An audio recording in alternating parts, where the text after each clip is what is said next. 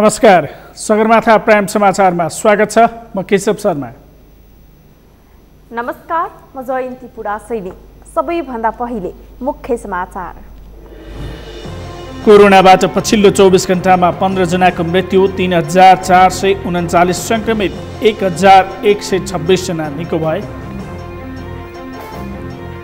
स्वास्थ्य मापदण्डको पालना गरी सबै परीक्षा सञ्चालन गर्न सरकारी अनुमति। चाडपर्वमा कोरोना संक्रमणबारे सतर्क रहन आग्रह। पाल्पाको रम्बा गाउँपालिका 2 बेलौजा बस्ती पहिरोको उच्च जोखिममा, सुरक्षित ठाउँमा बस्ती सारिदिन स्थानीय सरकारसँग गाउँलेको माग। कोरोना संक्रमणबाट विश्वमा 10,55,700 बढीको मृत्यु, 3,61,06,000 बढी संक्रमित। र मुम्बई इन्डियन्स आइपिएलको शीर्ष स्थानमा, राजस्थान रोयल्स 57 रनले पराजित। आज कोलकाता र चेन्नई सुपर किङ्स भिड्ने।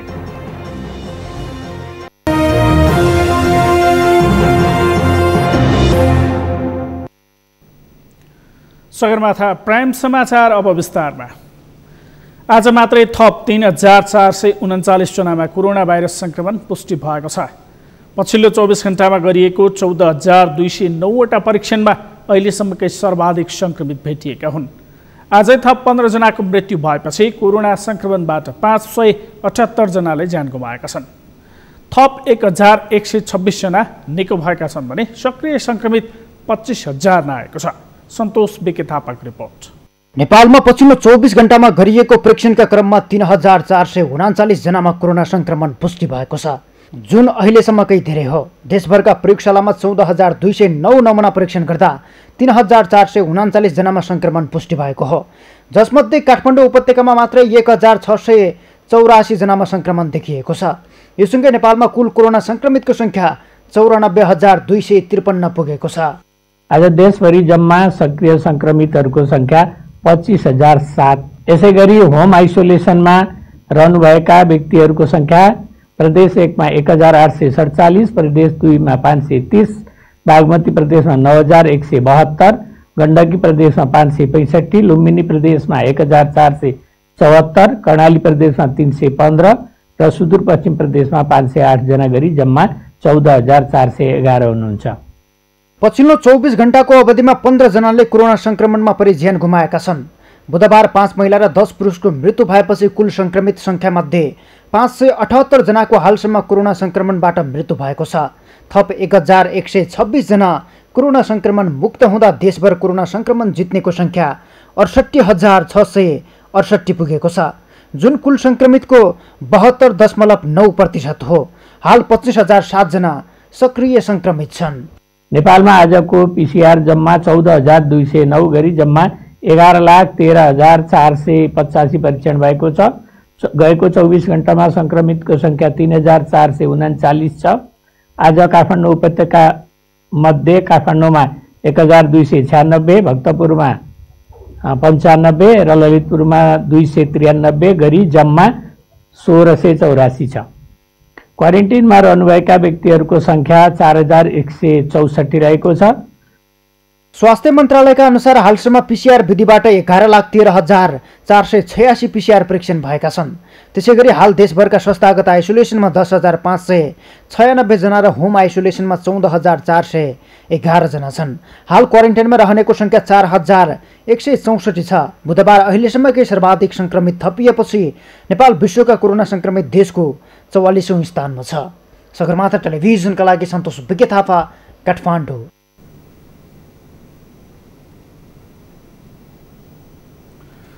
सरकारवालाहरूले कोरोना जोखिमको व्यवस्थापनमा ध्यान नदिँदा नेपालमा कोरोना संक्रमितको संख्या बढेको बताएका छन्।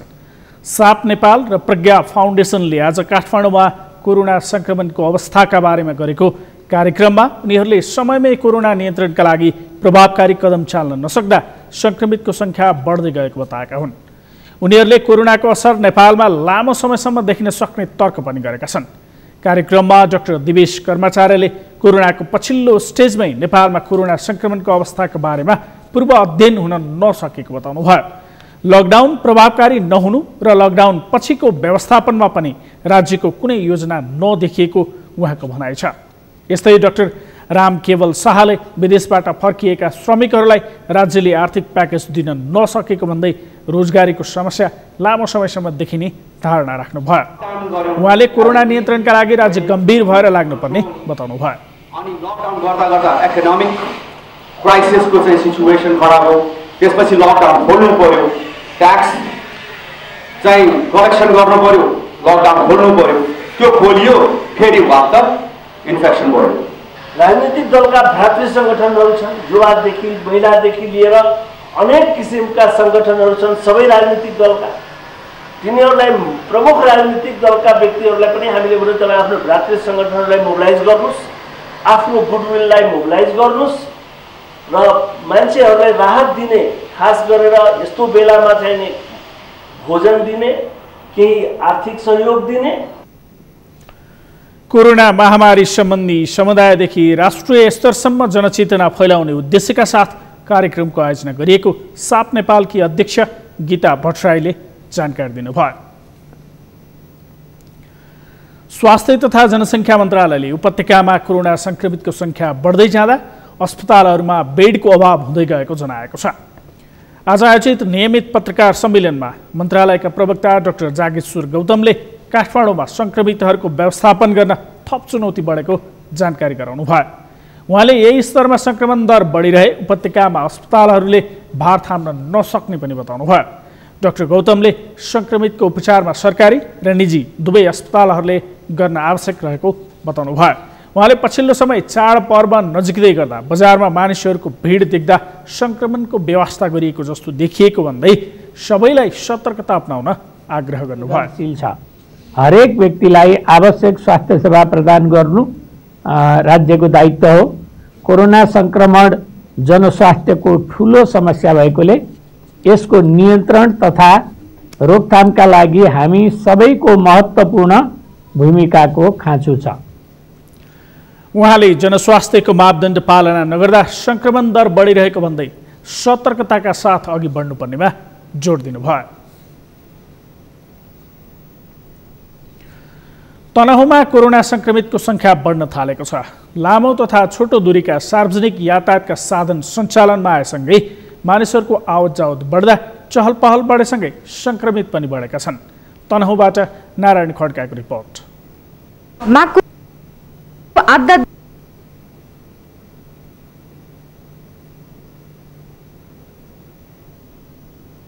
तनहुँका 10वटै स्थानीय तहमा दैनिक जसो नयाँ संक्रमित भेटिन थालेका छन्। चिकित्सक, स्वास्थ्यकर्मी, कार्यालयका प्रमुख तथा सार्वजनिक ओहदामा रहेका व्यक्ति र कुनै पनि भ्रमण विवरण नभएका व्यक्तिहरूमा समेत संक्रमण देखिन थालेको हो।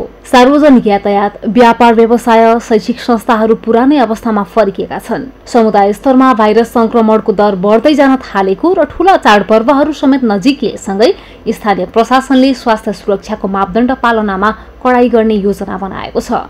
खास गरी आसन्न बडा दशैं, तिहार र छठ जस्ता ठुला पर्वहरूमा स्थानीय तहले यस्तो बेलामा अब संस्थागत क्वारेन्टाइन त राख्न सक्ला जस्तो मलाई लाग्दैन। धेरै सङ्ख्या हुन्छ, तर यस्तो बेलामा कम्तीमा पनि होम क्वारेन्टाइनको व्यवस्था गरेर कम्तीमा पनि घरमा मात्रै सीमित गर्ने उहाँहरूले त्यसको अनुगमन गर्ने स्थानीय तहले चाहिँ अनिवार्य रूपमा उहाँहरूको अनुगमन गर्ने छ। जिल्ला संकट व्यवस्थापन समितिको बैठकले समुदाय स्तरमा कोरोना भाइरस संक्रमणको दर बढ्दै जान थालेपछि तनहुँका सबै स्थानीय तहमा एक-एकवटा एम्बुलेन्स तयारी अवस्थामा राख्ने भएको छ। चेतना भए पनि स्वास्थ्य मापदण्ड पालना नगर्दा संक्रमण फैलिएको जिल्ला स्वास्थ्य कार्यालयले जनाएको छ। जुन पोजिटिभ मान्छेहरूसँग सम्पर्क छ ती मान्छेहरू फर्स्ट कन्ट्याक्ट ट्रेसिङ गर्नुपर्ने मान्छेहरू चाहिँ उहाँ चाहिँ पछाडि परिरहनु भएको छ। त्यसलाई हामीले चाहिँ आह्वान गरिरहेका छौँ। हिजो पनि हामीले मिटिङ गरिराखेका छौँ। जनप्रतिनिधि मार्फत एक कुरालाई सहजीकरण गर्नु पर्यो भनेर हामीले चाहिँ बारम्बार जानकारी गरिरहेको छौँ।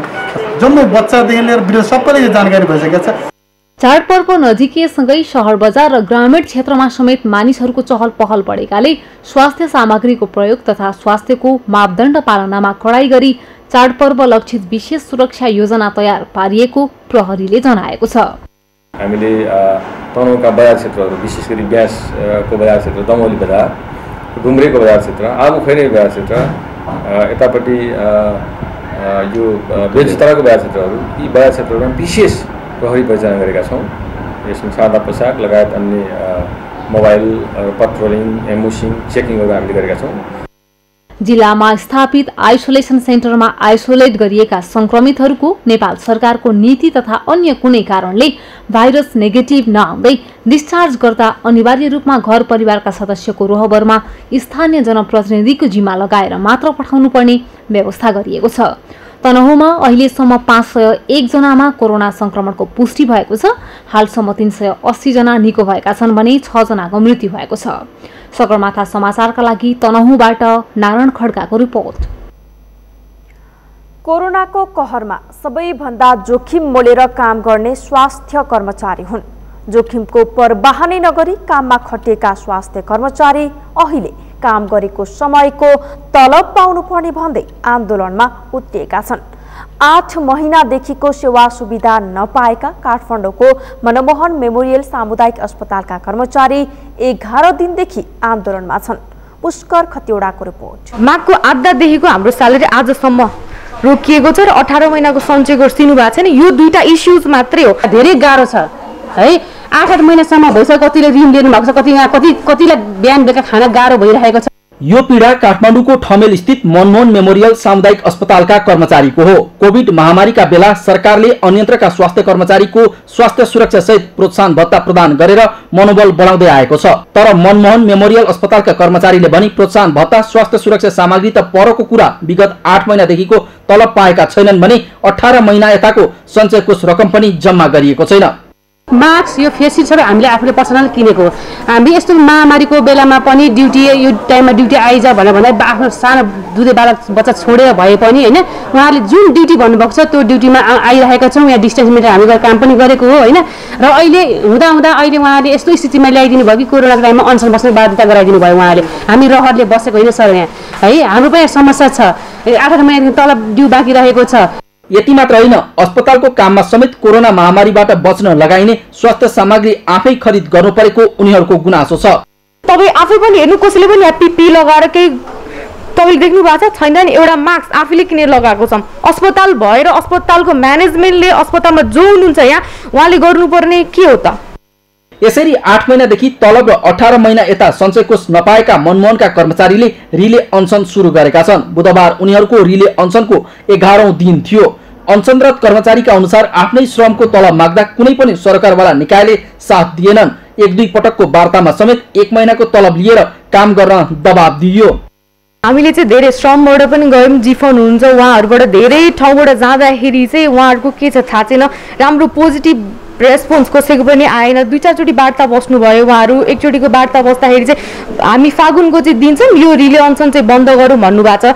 एउटा कुरा चाहिँ उहाँहरूलाई चाहिँ हाम्रो 8 महिनाको स्यालेरी बाँकी भएर त हामी रिले अनसनमा आयौँ। आज हाम्रो 8 महिनाको ड्यू 18 महिनादेखिको सञ्चयको रोकिदिनु भएको छ उहाँहरूले होइन।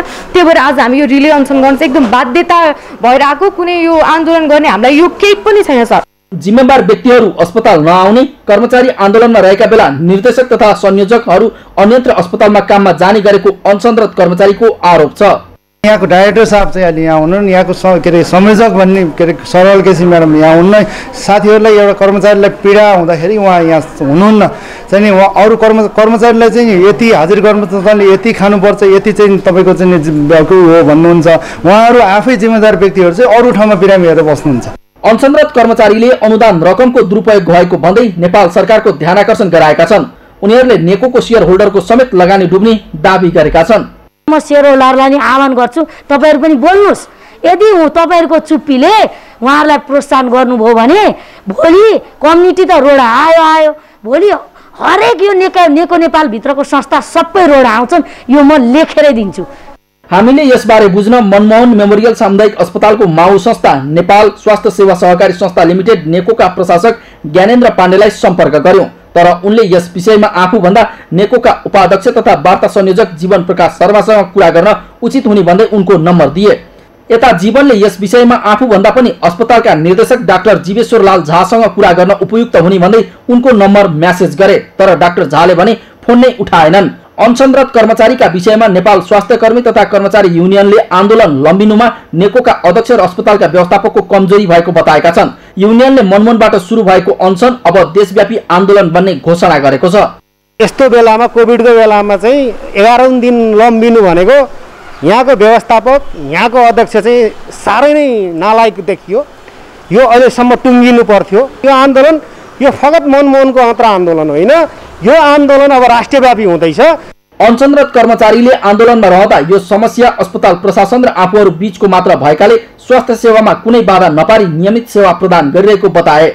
हामीले त्यो स्वास्थ्य सेवालाई यहाँ हाम्रो अस्पतालमा दिन सक्ने सेवालाई निरन्तरता दिने हाम्रो आन्दोलन व्यवस्थापन र हाम्रो कर्मचारी भएको हुनाले व्यवस्थापन पक्षसँग राख्दै हाम्रो यहाँ दिनपर्ने बिरामीलाई उपचार दिने छ र हाम्रो निरन्तर जारी छ। हामीले कुनै बाधा अवरोध गरेका छैनौँ।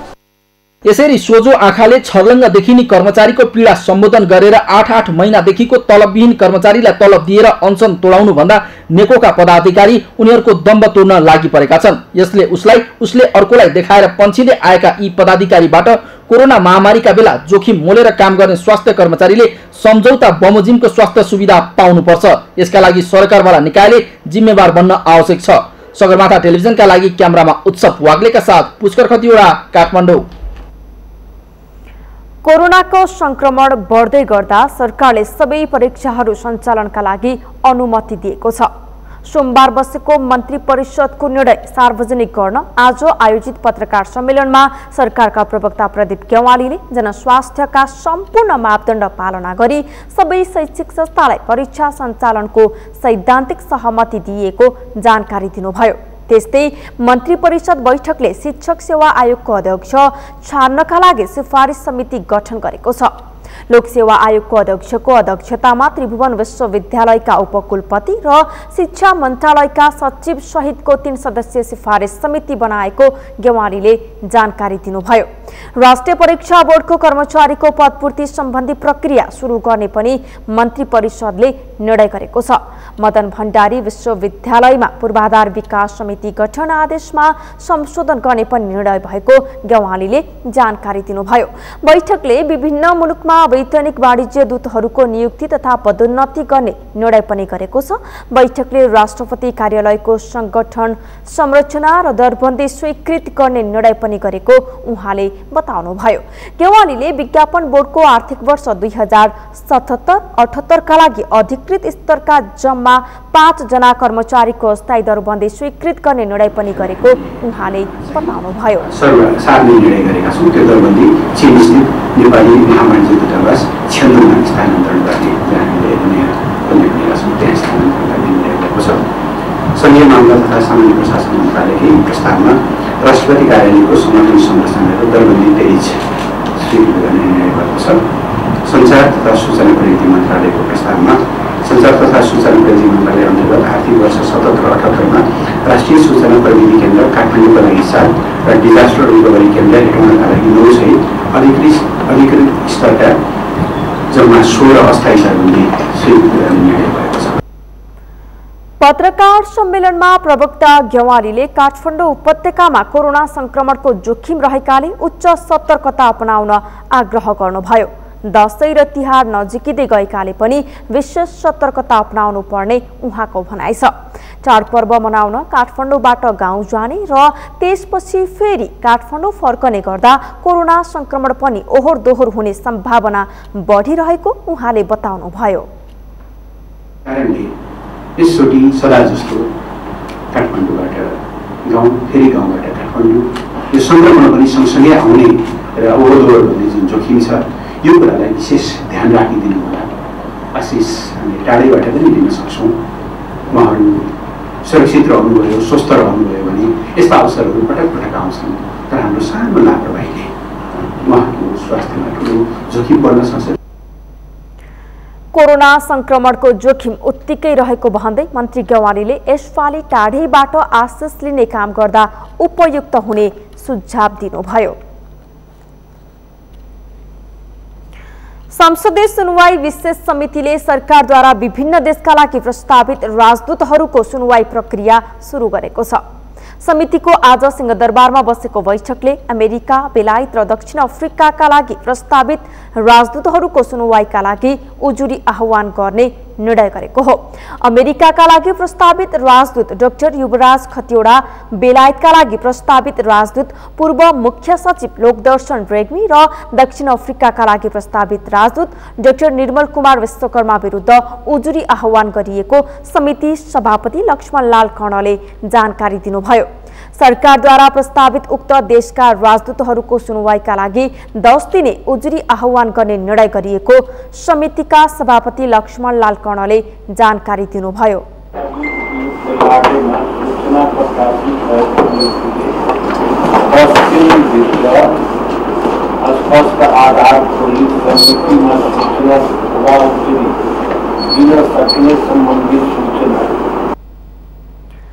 समितिले प्रस्तावित राजदूतहरूलाई 10 दिन भित्रमा उजुरी आह्वानका लागि म्याद दिने संवैधानिक व्यवस्था गरेको छ। त्यसपछि सो उजुरीमाथि छानबिन गरी प्रस्तावित राजदूतहरूको सुनवाई हुनेछ। समितिले राजदूतमा प्रस्तावितहरूको नाम अनुमोदन गरेपछि मात्रै राष्ट्रपतिले उनीहरूलाई नियुक्त गर्ने संवैधानिक व्यवस्था रहेको छ। नेपालको संघीयताको अभ्यासका क्रममा प्रदेश राजधानी समेत विभिन्न स्थानमा राख्ने तयारी लुम्बिनी प्रदेशले गरेको छ। स्थायी राजधानीका विषयमा प्रदेश सभामै तोडफोड भएपछि वित्तीय राजधानी, सांस्कृतिक राजधानी र स्थायी राजधानीको परिकल्पना अघि सारिएको छ, जुन नेपालको संघीयताको अभ्यासमा नौलो प्रयोग देखिएको छ। अमृत राज काफ्लेको रिपोर्ट। अस्थायी राजधानी रहेको बुटवलबाट स्थायी राजधानी दाङ सार्ने विषयमा प्रदेश सभामा लफडा भएपछि वित्तीय राजधानीको परिकल्पना प्रदेश सरकारले अघि सारेको हो। सरकारको निर्णय अनुसार प्रदेश 5 को अस्थायी राजधानी रहेको बुटवललाई वित्तीय राजधानी बनाउने सँगै गौतम बुद्धसँग सम्बन्धित रहेको अर्को जिल्ला कपिलवस्तुलाई सांस्कृतिक राजधानी बनाउने प्रस्ताव सरकारले गरेको छ। प्रदेशको राजधानीका विषयमा प्रदेशसभा बैठकमै लछार पछार भएपछि आक्रोश साम्य पार्न 5 नम्बर प्रदेश सरकारले एउटै प्रदेशमा 3 राजधानी बनाउने परिकल्पना अघि सारेको हो। प्रदेश सरकारको मान्यता के रहेको छ भन्दाखेरि यो प्रदेशको वित्तीय राजधानीका रूपमा बुटवल भैरवा करिडोरको विकास सम्भव छ। प्रदेश सरकार त्यो दिशामा अगाडि बढ्छ भन्ने कुरा पनि यस अवसरमा म यहाँहरू समक्ष उल्लेख गर्न चाहन्छु। लुम्बिनीका जति पनि सम्पदा क्षेत्रहरू छन्, बुद्धिस्ट सम्पदा क्षेत्रहरू छन्, ती सम्पदा क्षेत्रलाई विकास गर्ने र यस क्षेत्रसँग रहेका हिल स्टेसनहरूलाई पनि विकास गर्ने मान्यताभित्र हामीले यो क्षेत्रलाई पर्यटकीय राजधानीका रूपमा विकास गर्न सकिन्छ भन्ने मान्यताका आधारमा पर्यटकीय राजधानी विकास गर्ने निर्णय पनि हामीले गरेका छौँ। प्रदेश राजधानीको विषय नेकपाकै नेताहरूको प्रतिष्ठाको विषय बनेपछि यो विषय 5 नम्बर प्रदेश सभामा पेचिलो बनेको थियो। बुटवलबाट प्रतिनिधित्व गर्ने नेकपा महासचिव राजधानी बुटवल बनाउने बाचा चुनावमा दिएकाले र मुख्यमन्त्री दाङबाट निर्वाचित भएका कारण उनीहरूकै प्रतिष्ठा जोगाउन अहिले एउटै प्रदेशमा विभिन्न नामका 3वटा राजधानी प्रस्तावित गरिएको कतिपयको आकलन छ। राजधानीका विषयमा विवाद बढ्दै गएपछि कांग्रेस सांसदहरूले सभामै हंगामा गरेका थिए, जसको आत्मालोचना कांग्रेसले समेत गरिसकेको छ। संसदभित्र अलिकति तोडफोड अमर्यादित कामहरू, संसदीय मर्यादाका विपरीत कामहरू भए यो पनि हुने थिएन। मान्छेहरू पक्राउ पर्ने थिएन। मुख्यमन्त्रीजी माथि ढुङ्गा प्रहार पनि हुने थिएन। हामीले सबै कुराको दुःख लागेको छ। यो कुनै कसैले पनि कोही जिम्मेवार दलले पनि राम्रो भन्दैन, तर यसको पछाडि कारण पनि छ नि। राजनीतिक संवाद पनि नगर्ने, पेलेर पनि जाने। अब यो कुरा हामी विस्मृतिमा राखेर एउटा नयाँ संवादको थालनी गरौँ। नेपालको संविधानको व्यवस्था अनुसार प्रदेशको राजधानी तोक्ने जिम्मा सम्बन्धित प्रदेश सभाको हो। प्रदेश सभाको 2/3 मतले प्रदेशको राजधानी निर्धारण गर्ने व्यवस्था संविधानमा भए पनि यसअघि बागमती प्रदेशको नाम र राजधानी भने नेकपा सचिवालय बैठकले टुङ्गो लगाएको थियो। अहिले प्रदेश नम्बर 5 को नाम र राजधानी समेत नेकपाका 2 जना अध्यक्षले टुङ्गो लगाएका थिए। सगरमाथा टेलिभिजनका लागि अमृत राज काफ्ले, काठमाडौँ। सगरमाथा प्राइम समाचारमा एकैछिन विश्रामपछि पाल्पाको रम्भा गाउँपालिका 2 बेलौजा बस्ती पहिरोको उच्च जोखिममा, सुरक्षित ठाउँमा बस्ती सारिदिन स्थानीय सरकारसँग गाउँलेको माग। पशुपति क्षेत्र विकास कोषमा स्थानीयवासीको धरना, पशुपतिनाथको मौलिकता मासिने गरी गुरु योजना तयार पारेको आरोप। र म्याद नाघेका उपभोग्य वस्तुमा नयाँ मिति राखेर बेच्ने विस्ताल ग्रुपको करतुत अझै रोकिएन। काठमाडौँको कलङ्की गोदामपछि चण्डोलमा पनि अर्को गोदाम भेटियो।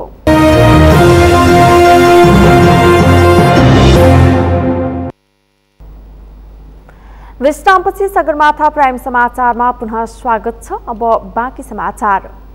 पाल्पाको रम्भा गाउँपालिका 2 फोक्सिङकोट बेलौजाको बस्तीमा पहिरोको जोखिम परेको छ। असोज 8 गते 3 घर पुरिएर 5 जनाको ज्यान गएको यस क्षेत्रका अन्य 17 घरहरू पनि जोखिममा परेका हुन्। बस्ती माथिको डाँडाको केही भाग चर्किएको र केही भाग धाँजा फाटेकाले स्थानीय बासिन्दाहरू घर बस्न डराउन थालेका छन्। पहिरोको डरले केही परिवार छिमेकीकोमा बस्न थालेका छन्, तर कोरोनाको कहरले अन्यत्र बस्न झनै अप्ठ्यारो भएको छ। उनीहरूलाई अब पानी परेमा के हुने हो भन्ने चिन्ताले सताएको छ। डर लाग्छ के पाँच परेपछि अर्को घरमा सुत्ने म 6 जना हामी परेका छौँ, गोठमा सुतेछौँ। सबै चर्किएछ के पानी आयो भने डर लाग्छ। यस्तो पो छ अवस्था त, डर लाग्छ घर सुत्नु पनि।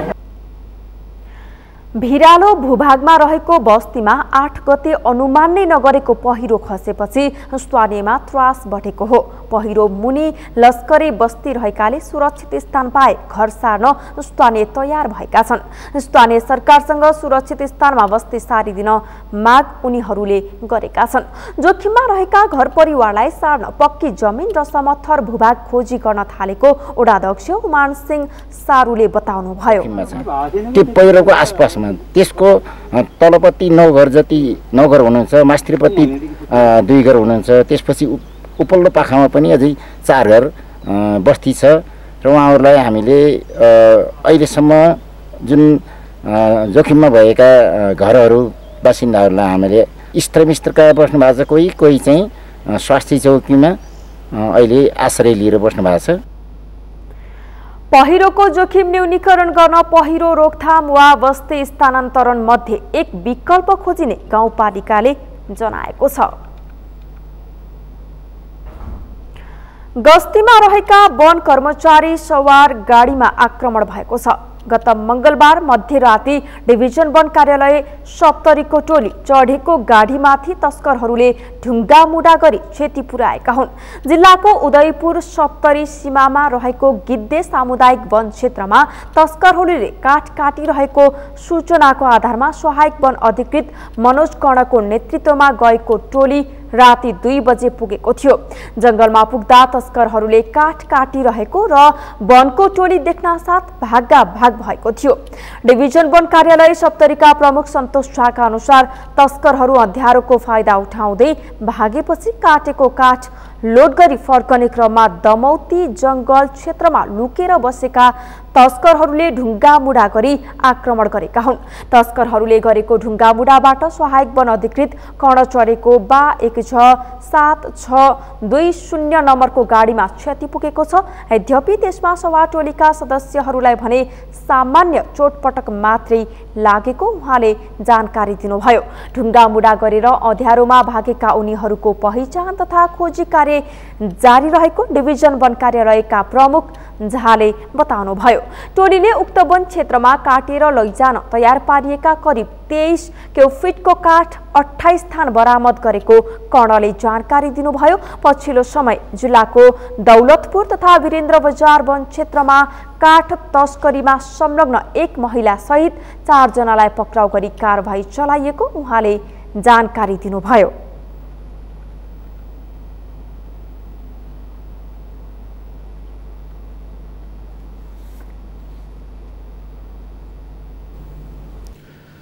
पशुपति क्षेत्र विकास गुरु योजनाको विरोध गर्दै स्थानीयले आज पनि पशुपति क्षेत्र विकास कोषको कार्यालय घेराउ गरेका छन्। उनीहरूले पशुपति क्षेत्र संयुक्त सङ्घर्ष समिति नै बनाएर पशुपतिनाथको प्राचीनता मास्ने गरी कोषले गुरु योजना तयार गरेको भन्दै कोष घेराउ गरेका हुन्। स्थानीय बासिन्दाले पशुपति क्षेत्रको विकासका नाममा परापूर्वकालदेखि को बस्ती मास्ने र पशुपति क्षेत्रभित्रको स्थानीय संस्कृति तथा जात्राको विनाश गर्ने गरी गुरु योजना ल्याएको आरोप लगाएका छन्। पशुपति क्षेत्रभित्र रहेका 140 पर्व र 40वटा भन्दा बढी जात्रा बाँच्ने गरी कोषले गुरु योजना ल्याएकोले विरोध गर्नु परेको उनीहरूको भनाइ छ। बागमती प्रदेशका प्रदेश सांसद नरोत्तम वैद्यले सरकारले स्थानीयका माग सम्बोधन गर्न खोजेको जस्तो गरे पनि समस्या समाधान हुन नसकेको बताउनुभयो। त्यसैले चाहिँ के भने यो विषयमा चाहिँ एउटा छलफलबाट एउटा निकासा निकाल्न ती हदसम्म नजाला, यति हदसम्म नजाला। यो गणतान्त्रिक सरकार, यो जनताको सरकार चाहिँ के भने जनतालाई पेलेरै जाला भन्ने आशा गर्न सक्छ। पशुपति क्षेत्र विकास कोषले स्थानीय बासिन्दा र स्थानीय निकायसँग समन्वय नगरी गुरु योजना तयार पारेकाले समस्या देखिएको स्थानीयहरूले बताएका छन्। बजारमा म्याद गुज्रिएका उपभोग्य वस्तुलाई नयाँ मिति टाँसेर बिक्री वितरण गर्दै आएको विशाल ग्रुपको अर्को अवैध धन्दा बाहिर आएको छ। कलङ्कीमा करिब 5 करोड थान म्याद नागेका विभिन्न उपभोग्य वस्तुमा नयाँ लेबलिङ गरिरहेकै अवस्थामा विशाल ग्रुपका कर्मचारी पक्राउ परेको केही दिनमै काठमाडौँको चण्डोलमा पनि उस्तै गोदाम भेटिएको हो, जसमा विशाल ग्रुपको संलग्नता देखिएको छ। आखिर कहिलेसम्म चल्छ विशाल ग्रुपको ठगी धन्दा? सन्तोष बेके थापाको रिपोर्ट। प्रहरी र वाणिज्य विभागले कलङ्कीमा छापा मारेर सिल गरेको केही दिनमै उस्तै प्रकृतिको अर्को गोदाम काठमाडौँको चण्डोलमा भेटिएको छ। कलङ्कीमा युनिलिभरको आधिकारिक विक्रेता रहेको आयन इन्टरनेसनल र विशाल ग्रुप अन्तर्गतको युनाइटेड डिस्ट्रिब्युटर संलग्न रहेका थिए। तर उही ब्रान्डका चकलेट, बिस्कुट, तेल, टुना पिस, डाइपर, टिस्यु पेपर र पास्ता जस्ता वस्तुमा नयाँ मिति राख्दै गर्दा जोजियाक मार्केटिङ एन्ड डिस्ट्रिब्युसन नामक कम्पनीको गोदाममा प्रहरीले छापा मारेको हो। यो विक्रेता कम्पनी पनि युनिलिभर र विशाल ग्रुपसँग जोडिएको छ। विशाल ग्रुपले एक ठाउँको ठगी धन्दा सेलाउन नपाउँदै पुनः अर्को ठगीको श्रृङ्खला सुरु गरेको छ। यो ग्रुपका अन्य धेरै स्थानमा गोदाम रहेको र त्यहाँ पनि अवैध कालोबजारी धन्दा चलिरहेको राष्ट्रिय उपभोक्ता मञ्चको भनाइ छ। अझ पनि यिनीहरूको चाहिँ गोदामहरू बाँकी छ। सरकारले, किनभने सरकारसँग धेरै संयन्त्रहरू छन्, गुप्तचरी गर्नेहरू संयन्त्रहरू छन्, ती संयन्त्रहरू मार्फत कहाँ छ लुकाएका छिपाएका गोदामहरू कहाँ छ, ती गोदामहरू खोटलेर पट लगाएर अझ थप कारवाही गर्नुपर्दछ। तर विडम्बनाको कुरा के छ भने थप कुरा गर्नुभन्दा पनि भएको कुरालाई ताकछोप गर्नप्रति स्वयं राज्यका अङ्गहरू लाग्दाखेरि यो अपराधजन्य क्रियाकलाप दिनु फस्टाउँदै गएको छ। बजारमा म्याद समाप्त भएका वस्तुहरू पठाएर उपभोक्ता ठग्दै आएको विशाल ग्रुपले करिब 1 अर्ब बराबरका म्याद सकिएका वस्तु बजारमा पठाएको अर्को रहस्य खुलेको छ। गत बिहिबार काठमाडौँको कलङ्कीमा प्रहरी र वाणिज्य विभागको टोलीले छापा मार्दा 5 करोड परिमाणका म्याद समाप्त उपभोग्य वस्तुसहित 8 जना पक्राउ परेका थिए। उपभोग्य मिति सकिएर नष्ट गर्नुपर्ने अवस्थामा रहेको ओरियो बिस्कुट, स्निकर चकलेट, बर्नभिटा, पिङ्गल्स, आलु चिप्स, हर्लिक्स र युनिलिभर कम्पनीका उत्पादनमा नयाँ उपभोग्य मिति राखे बजारमा बिक्री वितरण गर्ने तयारी गरिरहेका बेला छापा मार्दा उनीहरू रङ्गे हात पक्राउ परेका हुन्।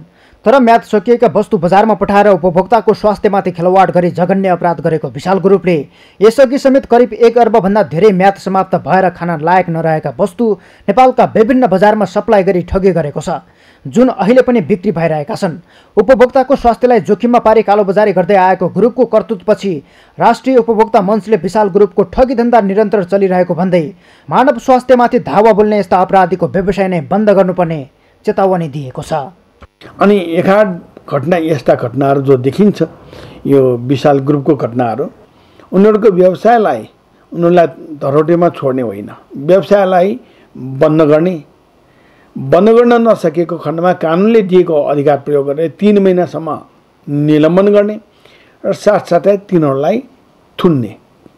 त्यसो त विशाल ग्रुपको ठगीको श्रृङ्खला अहिलेदेखिको होइन। यो व्यापारिक समूहले सत्ता र शक्तिमा भएका व्यक्तिलाई विभिन्न प्रलोभन देखाई कारबाहीबाट बच्ने तथा विदेशी चकलेट आयात गर्दा भन्सार छली समेत गर्दै आएको छ। यस्ता चकलेटको कर घटाउँदा कम्तीमा पनि वार्षिक 25 करोड रुपैयाँ सिधा लाभ हुन पुग्छ, जसबाट राज्यले वार्षिक आधा अर्ब रुपैयाँ घाटा बेहोर्नु परेको छ। गत जेठ 15 गतेको बजेटमा तत्कालीन अर्थमन्त्री डाक्टर युवराज खतिवडाले चकलेटको भन्सार घटाएका थिए, जसमा विशाल ग्रुपको संलग्नता रहेको भन्दै आलोचना पनि हुँदै आएको छ। नेपालमा मदिराको पनि आयात गर्ने ठुलो फर्मका रूपमा रहेको यो ग्रुपको पछिल्लो पटक रङ्गे हात पक्राउ पर्दा कर्तुत बाहिरिए पनि ठगी धन्दा पहिलेदेखि नै चल्दै आएको थियो। सगरमाथा टेलिभिजनका लागि क्यामेरामा उत्सव वाग्लेका साथमा सन्तोष बेके थापा, काठमाडौँ। ज्यानै जोखिममा राखेर नदी वारपार गर्दै आएका धनगढी उपमहानगरपालिका 16 भादा र कैलाली गाउँपालिका 9 सामा चौरा जोड्ने नदीमा झोलुङ्गे पुल बनेपछि स्थानीय खुसी भएका छन्। थारू समुदायको बसोबास रहेको थारू होमस्टे गाउँ भादामा झोलुङ्गे पुलको निर्माण भएसँगै आन्तरिक पर्यटनमा थप सहयोग पुग्ने स्थानीयको अपेक्षा छ। कैलालीबाट दिनेश विष्टको रिपोर्ट। धनगढी उपमहानगरपालिका 16 भादा र कैलाली गाउँपालिका 9 सामा चौराहा जोड्ने नदीमा झोलुङ्गे पुल बनेपछि स्थानीय खुसी भएका छन्। करिब 302 घरधुरी रहेको भादा गाउँमा 2000 बढी जनसङ्ख्या छ। नदीमा पुल नहुँदा बर्सातको समयमा एक ठाउँबाट अर्को ठाउँमा आवागमन गर्न निकै सकस हुने गरेको थियो। जुनसुकै मौसममा पनि हिँडुल गर्न सकिने स्थानीयले बताएका छन्। जोगिनी तालमा जान पनि धेरै समस्या हुन्थ्यो र घाँस दाउरा गर्न पनि एकदमै समस्या हुन्छ, किनभने यो खोलामा अविरल ठुलो पानी हुन्छ। बर्सातमा हामी यहाँ जान सक्दैनथ्यौँ, धेरै अप्ठ्यारो हुन्थ्यो, समस्या हुन्थ्यो र यो पुल निर्माण हुँदाखेरि अहिले हामीलाई सबैलाई सहज भएछ। पुल निर्माण भएसँगै कैलालीको सबैभन्दा पुरानो होमस्टे भादा गाउँमा पर्यटन प्रवर्धनमा थप टेवा पुग्ने अपेक्षा लिएको छ। वर्षायाममा अर्को गाउँसँग सम्बन्ध विच्छेद नै गर्नुपर्ने अवस्था भए पनि अब त्यो अन्त्य भएको छ। यो पुल निर्माणले धेरै सहज बनाएको छ, किनभने हाम्रो यो धनगढी महानगर यो भादामा दिपेन्द्र चारपाती मावि छ, त्यो पारिपट्टिका त्यो कैलाली गाउँपालिकाको केही गाउँहरूबाट चाहिँ विद्यार्थी पढ्न आउँछन् र त्यो पुल नभएका कारणले गर्दाखेरि बर्खामा चाहिँ उहाँहरू पढ्न पाउनु हुन्थेन, वञ्चित हुनुहुन्थ्यो। त्यसैले त्यसलाई चाहिँ एकदमै राम्रो चाहिँ त्यो पनि गरेको छ र आवत जावत यो चाहिँ कैलाली गाउँपालिका र धनगढी उपमहानगरपालिकालाई जोडेको छ। यसले पुल निर्माणपछि अब भादा गाउँलाई थप व्यवस्थित गरी पर्यटकको आवागमन बढाउने जनप्रतिनिधिको योजना छ। होमस्टे भादा गाउँ देशभरिका 100 पर्यटन गन्तव्य क्षेत्रभित्र पर्दछ। वास्तवमा यो 60 मिटरको हामीले झोलुङ्गे पुललाई तयार गर्यौँ। यो दुईटा पर्पजका लागि, एउटा पर्पज त पर्यटनका लागि कि अब पिकनिक स्पोटहरू पनि हामी त्यहाँ बनाउने तयारी गर्दैछौँ, त्यसका बारेमा पनि हामी सोच बनाइरहेछौँ र GIZ ले पनि यसमा हामीलाई ठुलो सहयोग गर्ने तयारी गर्दैछ र अहिले हामी अन्य प्रोजेक्टहरूसँग पनि हामी होमस्टे भादालाई जोड्छौँ। आन्तरिक पर्यटन प्रवर्धन गर्ने उद्देश्यले कैलालीको साबिकको उर्मा गाविसमा पर्यटन वर्ष सन् 2011 लाई लक्षित गरेर 2067 साल पुस 17 गतेबाट भादामा होमस्टे सुरु गरिएको थियो। स्थापना कालदेखि अहिलेसम्म करिब 50,000 आन्तरिक तथा बाह्य पर्यटकहरूले थारू होमस्टे भादाको अवलोकन गरेका छन्। यो पुलको निर्माणसँगै यहाँका स्थानीयको जनजीवन सहज बन्नुका साथै पर्यटकीय गतिविधि अब बढ्ने अपेक्षा लिएको छ। सगरमाथा टेलिभिजनका लागि दिनेश विष्ट, कैलाली। सगरमाथा प्राइम समाचारमा पालो भएको छ विश्रामपछि। कोरोना संक्रमणबाट विश्वमा 10,55,700 बढीको मृत्यु, 3,61,06,000 बढी संक्रमित र मुम्बई इन्डियन्स IPL को शीर्ष स्थानमा राजस्थान रोयल्स 57 रनले पराजित। आज कोलकाता नाइट राइडर्स र चेन्नई सुपर किङ्स खेल्दै।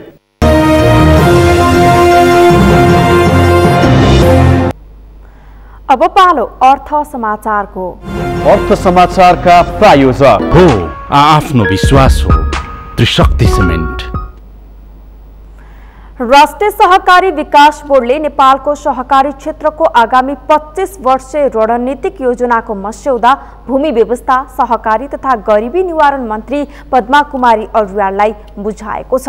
बोर्डले आज मन्त्रालयमा एक औपचारिक कार्यक्रमको आयोजना गरी मन्त्री अर्याललाई 25 वर्षीय रणनीतिक योजनाको मस्यौदा हस्तान्तरण गरेको हो। रणनीतिक योजनाको मस्यौदा बुझ्दै मन्त्री अर्यालले सहकारी आन्दोलनको विस्तार, विकास र सुदृढीकरणका निम्ति रणनीतिक दस्तावेज निर्माण गरेको बताउनुभयो। अन्तर्राष्ट्रिय अभ्यास, राष्ट्रिय अवस्थालाई समेत ध्यानमा राख्दै सहकारी क्षेत्रको समग्र विकासका निम्ति स्पष्ट भिजनका साथ रणनीतिक तयार गरिएको मन्त्री अर्यालले बताउनुभयो। उहाँले संविधानले 3 खम्बे अर्थनीतिमा सहकारी क्षेत्रलाई महत्त्वपूर्ण क्षेत्रको रूपमा लिएको भन्दै संविधानको कार्यान्वयनसँग जोडेर 25 वर्षीय रणनीति तयार गरेको उल्लेख गर्नुभयो। बनाउँदाखेरि समय सापेक्ष अनुसारका समय र परिस्थितिका आवश्यकता सम्बोधन गर्ने गरी हामी कार्यक्रम बनाउनको निम्ति खुला छौँ। हामीलाई पुरै बाँधेको अवस्था छैन। त्यसैले यो रणनीति हो, रणनीतिको मातहतमा रहेर हामीले कार्यनीति बनाउँछौँ। कार्यक्रममा राष्ट्रिय सहकारी विकास बोर्डका सह-अध्यक्ष दक्ष पौडेलले सहकारी व्यवस्थित रूपमा अघि बढाउने योजना सहित 25 वर्षीय रणनीति तयार गरेको बताउनुभयो। सहकारी क्षेत्रलाई समय सापेक्ष रूपमा प्रविधि मैत्री बनाउँदै लैजाने भन्दै सह-अध्यक्ष पौडेलले समग्र सहकारी क्षेत्रको विकासका निम्ति रणनीति तयार गरिएको बताउनुभयो। कस्ता कस्ता योजनाहरू गर्दा यसले त्यो 25 वर्षको बीचमा सहकारीमा कति मेम्बरहरू बढ्लान्, त्यसले कस्तो प्रकारको जुन बचत ऋणको कारोबारमा त्यसले कस्ता प्रकारका नयाँ आयामहरू त्यसमा थप्न जरुरी हुन्छ। अन्तर सहकारी कारोबार हामीले अगाडि कुरा गरिरहेका छौँ। कर्जा सूचना कुराहरू हाम्रो आइसकेका छन्, ऐन कानुनले दिइसकेका कुराहरू छन्। ती पनि अबका दिनमा समय सापेक्षिक रूपमा त्यो टेक्नोलोजी कसरी त्यसले इम्प्लिमेन्ट गर्ला, त्यसले कसरी इम्पावर गर्छ सहकारी क्षेत्रमा भन्ने कुरा पनि यो दस्तावेजमा समेटिएको छ। त्यस्तै मन्त्रालयका सचिव टेकनारायण पाण्डेले सहकारीलाई समाजवादको आधारशिलामा व्यवस्थित गर्दै अगाडि बढाउने बताउनुभयो। यो सँगै हामी सगरमाथा प्राइम समाचारको अन्त्यमा छौं। अन्त्यमा मुख्य समाचार फेरि एकपटक। कोरोनाबाट पछिल्लो 24 घण्टामा 15 जनाको मृत्यु, 3439 संक्रमित, 1126 जना निको भए। स्वास्थ्य मापदण्डको पालना गरी सबै परीक्षा सञ्चालन गर्न सरकारी अनुमति। चाडपर्वमा कोरोना संक्रमणबारे सतर्क रहन आग्रह। पाल्पाको रम्बा गाउँपालिका 2 बेलौजा बस्ती पहिरोको उच्च जोखिममा, सुरक्षित ठाउँमा बस्ती सारिदिन स्थानीय सरकारसँग गाउँलेको माग। कोरोना संक्रमणबाट विश्वमा 10,55,700 बढीको मृत्यु, 3,61,06,000 बढी संक्रमित। र मुम्बई इन्डियन्स आइपिएलको शीर्ष स्थानमा राजस्थान रोयल्स 57 रनले पराजित।